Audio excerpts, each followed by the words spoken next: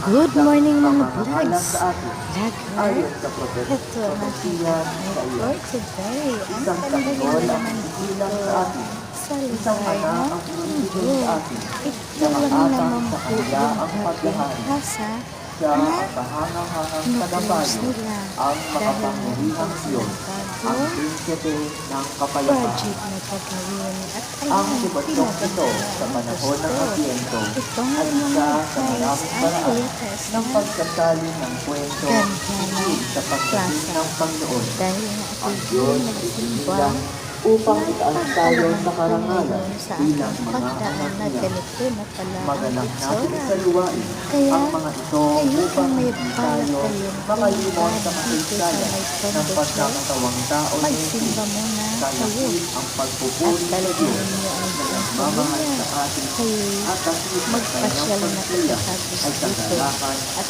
lalo tingnan na sa makikita mga ang bayan niyang mga mga unang fountains na nagkakasiliman sapagkat dumating ang dito handog na na luwan. mayroong iba't ibang kulay. Lumuhod po ang lahat para sa pambungad na panalangin. Pambungad na panalangin. O Diyos, Ama namin makapangyarihan, minarapat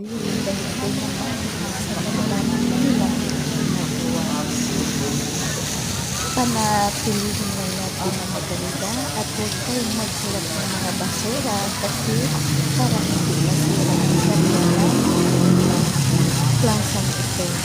Yung kaibigan ko, sabihin mo sa mga anak kapag sila ay kumakain ng ulam at saka daog dito ang pagkakol sa Panginoon na huwag natin luwag sa kanyang pagdating upang matupad na ang pangakong kaligtasan ng kapusya.